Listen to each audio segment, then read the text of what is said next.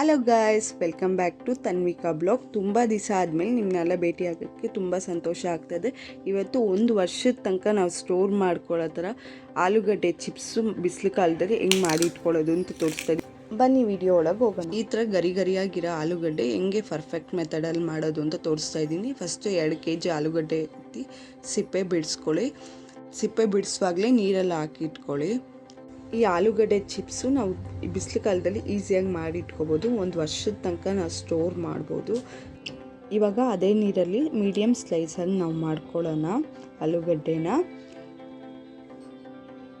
ಇದು 2 ಇಂದ 3 ಸತಿ ಚೆನ್ನಾಗಿ ವಾಶ್ ಮಾಡ್ಕೊಳ್ಳಿ. ಮೀಡಿಯಮ್ ಸ್ಲೈಸಾಗಿ ಮಾಡಬೇಕು. ತುಂಬ ದಪ್ಪನೂ ಇರಬಾರ್ದು, ತುಂಬ ತೆಳುವಾಗೂ ಇರಬಾರ್ದು. ಇವಾಗ ಕುಡಿಯೋ ನೀರು ತಗೊಳ್ಳೋಣ. ಅದರಲ್ಲಿ ಪಟಿಕಾರ ಹಾಕ್ಕೊಳ್ಳೋಣ. ಇದು ಎಲ್ಲ ಗ್ರಂಥಿಕೆ ಅಂಗಡಿಯಲ್ಲೂ ಸಿಗುತ್ತೆ ನಿಮಗೆ. 1 ಟೇಬಲ್ ಸ್ಪೂನ್ ಹಾಕ್ಕೋತಾ ಇದ್ದೀನಿ. ಇವಾಗ 3 ಸತಿ ತೊಳೆದಿದ್ದ ಆಲೂಗಡ್ಡೆನ ಬಂದು ಆ ಪಟಿಕಾರ ನೀರಲ್ಲಿ ನಾನು ಹಾಕ್ಕೋತಾ ಇದ್ದೀನಿ. ಇದನ್ನ 4 ಗಂಟೆ ನಾವು ನೆನೆಸಿಕ್ಬೇಕು. ಪಟಿಕಾರ ಹಾಕಿರೋ ನೀರಲ್ಲಿ ಬಂದು ನಾವು 4 ಅವರ್ ನೆನೆಸಿಕ್ಬೇಕು. ನನ್ನ ಕ್ಲಿಪ್ಪಿಂಗ್ ಮಿಕ್ಸ್ ಆಗಿದೆ ನೋಡಿ. 4 ಅವರ್ ನೆನೆಸಾದ್ಮೇಲೆ ಚೆನ್ನಾಗಿ 3 ಸತಿ ತಿರ್ಗಾ ವಾಶ್ ಮಾಡ್ಕೋಬೇಕು. ಅದರಲ್ಲಿರೋ ವೈಟ್ ಸ್ಟ್ಯಾಂಜ್ ಎಲ್ಲ ಹೋಗುತ್ತೆ. ಒಂದು ದಪ್ಪವಾದ ಪಾತ್ರೆಯಲ್ಲಿ 3 ಲೀಟ್ರ್ ನೀರು ಇಟ್ಕೊಂಡಿದ್ದೀನಿ. ಆಲೂಗಡ್ಡೆ ಎಲ್ಲ ಮುಳುಗೋ ಅಷ್ಟು ಇಟ್ಕೋಬೇಕು.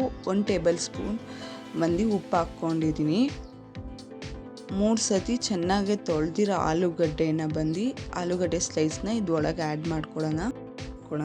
ನೀರು ಕುದ್ದಾದ್ಮೇಲೆ ಮೀಡಿಯಮ್ ಫ್ಲೇಮಿಗೆ ಇಟ್ಬಿಟ್ಟು ಆಲೂಗಡ್ಡೆನ ಹಾಕ್ಕೋಬೇಕು. ಇದು ನೀವೇ ನೋಡ್ಬೋದು. ಪಟಿಕಾರ ಏನಕ್ಕೋಸ್ಕರ ಹಾಕೋದಂದರೆ ಆಲೂಗಡ್ಡೆ ಕಲರ್ ಚೇಂಜ್ ಆಗಲ್ಲ.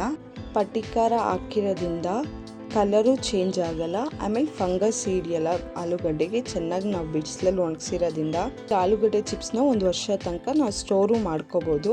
ಒಂದು ಮೀಡಿಯಮ್ ಫ್ಲೇಮಲ್ಲಿ ಇಕ್ಕಿ 6 ನಿಮಿಷ ಬೇಯಿಸ್ಕೊಳ್ಳಿ. ಮಧ್ಯದಲ್ಲಿ ಚೆಕ್ ಮಾಡ್ಕೊಳ್ಳಿ. ಜೆಂಟ್ಲಾಗಿ ಮಿಕ್ಸ್ ಮಾಡಿ ಎಲ್ಲ ಕಡೆನೂ.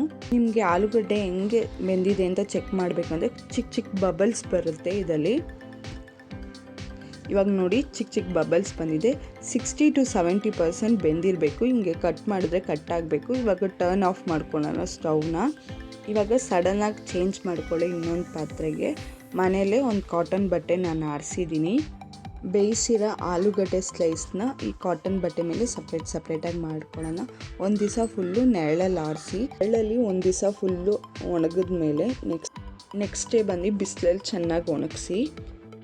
ನಾನು ಬಿಸಿಲಲ್ಲಿ ಚೆನ್ನಾಗಿ ಒಣಗಿಸ್ಕೊಂಡು ಬಂದಿದ್ದೀನಿ. 2 ದಿವಸ ಆಗಿದೆ. ತುಂಬ ಪರ್ಫೆಕ್ಟಾಗಿ ಬಂದಿದೆ.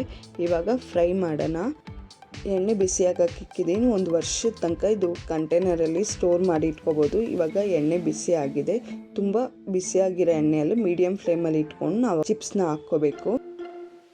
ಇದು 1 ವರ್ಷದ ತನಕ ನಾವು ಸ್ಟೋರ್ ಮಾಡಿ ಇಟ್ಕೋಬೋದು. ಏನೂ ಪ್ರಿಸರ್ವೇಟಿವ್ ಏನೂ ಹಾಕಿಲ್ಲ. ಒಂದು ಮಿಕ್ಸಿಂಗ್ ಬೌಲಲ್ಲಿ ಚಿಲ್ಲಿ ಪೌಡರ್, ಸಾಲ್ಟ್ ಸ್ವಲ್ಪ ಹಾಕಿ ಇವಾಗ ಚೆನ್ನಾಗಿ ಮಿಕ್ಸ್ ಮಾಡ್ಕೊಳ್ಳೋಣ. ಇವಾಗ ಮಾಡಿಕ್ಕಿರೋ ಚಿಪ್ಸ್ ಮೇಲೆ ನಾನು ಸ್ಪ್ರಿಂಕಲ್ ಮಾಡ್ತೀನಿ.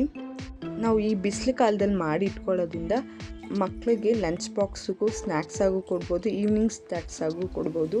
ಸೈಡ್ ಊಟದ ಜೊತೆ ನಾವು ನೆಂಚ್ಕೊಳ್ಳೋಬೋದು. ಸೂಪರ್ ಈಸಿ ಆ್ಯಂಡ್ ಟೇಸ್ಟಿಯಾದ ಚಿಪ್ಸು ಮನೇಲಿ ಹೆಂಗೆ ಮಾಡ್ಕೊಳ್ಳೋದು ಆಲೂಗಡ್ಡೆ ಚಿಪ್ಸ್ ತೋರಿಸಿದ್ದೀನಿ. ಇದು ಸೆಕೆಂಡ್ ಮೆಥಡು. ನಾವು ಚಾಟ್ ಮಸಾಲಾನ ಹಾಕ್ಕೋಬೋದು, ಸ್ಪ್ರಿಂಕಲ್ ಮಾಡ್ಕೋಬೋದು. ಅದು ಟೇಸ್ಟ್ ಸೂಪರ್ ಕ್ರಂಚಿ ಆ್ಯಂಡ್ ಟೇಸ್ಟಿಯಾದ ಆಲೂಗಡ್ಡೆ ಚಿಪ್ಸು ಮನೇಲಿ ಮಾಡ್ಕೊಳ್ಳೋದು ತೋರಿಸ್ಕೊಟ್ಟಿದ್ದೀನಿ. ಇದು 1 ವರ್ಷದ ತನಕ ನಾವು ಸ್ಟೋರ್ ಮಾಡ್ಬೋದು ಏರ್ ಟೈಟ್ ಬಾಕ್ಸಲ್ಲಿ. ಇಷ್ಟು ಗರಿಯಾಗಿರೋ ಆಲೂಗಡ್ಡೆ ಚಿಪ್ಸು ಮರಿದೇ ನಿಮ್ಮ ಮನೇಲಿ ಟ್ರೈ ಮಾಡಿ ನೋಡಿಬಿಟ್ಟು ನಿಮ್ಮ ಅನಿಸಿಕೆನ ಕಮೆಂಟ್ ಬಾಕ್ಸಲ್ಲಿ ತಿಳಿಸಿ. ಈ ವಿಡಿಯೋ ಇಷ್ಟ ಆಗಿದ್ದಲ್ಲಿ ಲೈಕ್ ಮಾಡಿ, ಶೇರ್ ಮಾಡಿ, ಕಮೆಂಟ್ ಮಾಡಿ. ಮರಿದೇ ಸಬ್ಸ್ಕ್ರೈಬ್ ಮಾಡಿ ತನ್ವಿಕಾ ಬ್ಲಾಗ್ಗೆ. ನೆಕ್ಸ್ಟ್ ವಿಡಿಯೋಲಿ ಭೇಟಿಯಾಗೋಣ. ಬಾಯ್.